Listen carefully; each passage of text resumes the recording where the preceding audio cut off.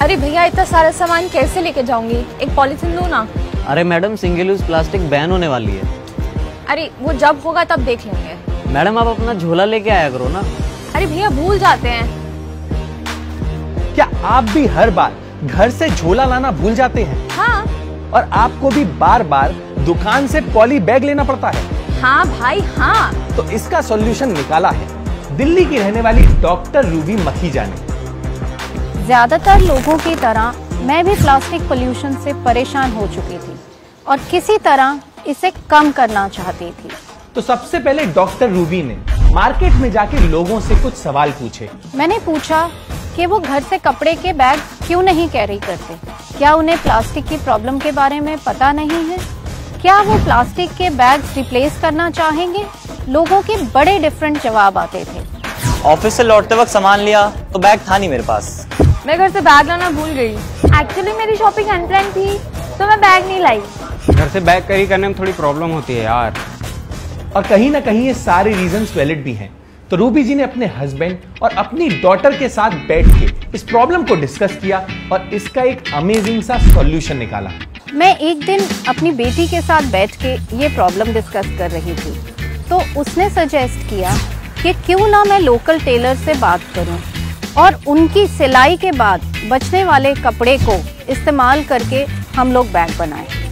और ये idea Ruby जी को बहुत ही ज्यादा अच्छा लगा तो अपने नियरेस्ट टेलर के पास गई और उनसे रिक्वेस्ट की कि वो अपने लेफ्ट ओवर कपड़ों से बैग्स बना दें। वो टेलर्स खुद तो मान ही गए, साथ ही उन्होंने दूसरे टेलर्स को भी मना लिया और ये सब अब बैग्स बनाने में हमारी मदद करने के लिए बिल्कुल तैयार हो गए। तो बैग्स के लिए स्टिचिंग और कपड़े का इंतजाम तो हो गया, पर अब रूबी जी का नेक्स्ट चैलेंज था लोगों के लिए क्लॉथ बैग्स को इजीली अवेलेबल कराना। इसमें हमने STMC की भी मदद की। उनकी मदद से हमने मार्केट के अंदर कुछ दुकानें आइडेंटिफाई की, उनके दुकानदारों से बात करी और वहां शुरुआत में हमने अपने 50 थैले रखवाए। विकल्प स्टॉल की स्थापना की। इन थैलों को वो अपने कस्टमर को 20 रुपए में देने उन्होंने शुरुआत कर दी। अब कस्टमर यहाँ से 20 रुपए में थैला उठाता है और कुछ समय के बाद अगर उसका वापस आना होता है उस मार्केट में तो वो उस थैले को लौटा सकता है और अपना 20 रुपए वापस ले सकता है। पर आपको पता कैसे लगेगा कि आपके विकल्प स्टॉल कहाँ कहाँ पर हैं? तो हमने इसका भी उपाय निकाला। हमने एक QR कोड बनवाया और वो QR कोड प्रिंट करके हर थैले पे हमने सिलवा दिया। तो जब ग्राहक अपने घर थैला लेके जाता है और उस QR कोड को स्कैन करता है तो वो विकल्प के वेब पेज पे पहुंच जाता है। उसके ऊपर उसको सारे स्टॉल्स की लिस्ट और एड्रेसेस मिल जाते हैं। तो अगर अगले दिन आपको जिस मार्केट में जाना है आप उस लिस्ट में से विकल्प स्टॉल का एड्रेस निकालिए और अगर बैग लौटाना चाहते हैं तो वहां जाकर के लौटा दीजिए। अब हम इसी विकल्प को थोड़ा और आगे लेकर के गए कि हमने जो सेल्फ हेल्प ग्रुप की जरूरतमंद लेडीज हैं उनको भी अपने साथ जोड़ लिया।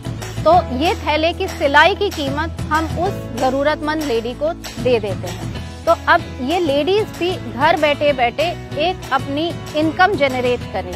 और विकल्प स्टोर का ये आइडिया लोगों को बहुत ही ज्यादा पसंद आया और आज इस इनिशिएटिव से कम 10,000 क्लॉथ बैग्स लोगों के बीच सर्कुलेट हो रहे हैं, जिसका मतलब ये है कि एटलीस्ट 10,000 प्लास्टिक बैग्स तो एनवायरमेंट में ऐड होने से बचाए गए हैं, which is a very big impact, right? दुकानदारों को ग्राहक को अब मनाना आसान है क्योंकि वो ये कह सकते हैं कि ये बैग हम बेच नहीं रहे हैं, कि हम उधार पे दे रहे हैं। तो इसको अब आइडिया को लोगों ने बहुत पसंद किया और इसी प्रकार हमारे धीरे धीरे करते करते 73 विकल्प स्टॉल शुरू हो गए। Also it is very important to mention कि रूबी जी का आइडिया हमें बहुत ही ज्यादा अच्छा लगा, इसीलिए उनकी वीडियो बना के हम आप लोगों से उनकी स्टोरी शेयर कर रहे हैं। This is not a paid promotion. Ruby ji का ये आइडिया जिसमें वो प्लास्टिक को एनवायरमेंट से कम करने की कोशिश कर रही हैं, वो बहुत ही अमेजिंग है।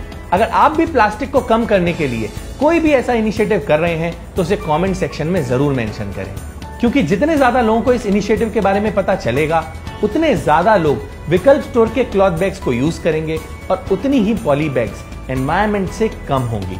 That's it for this video, see you next Wednesday.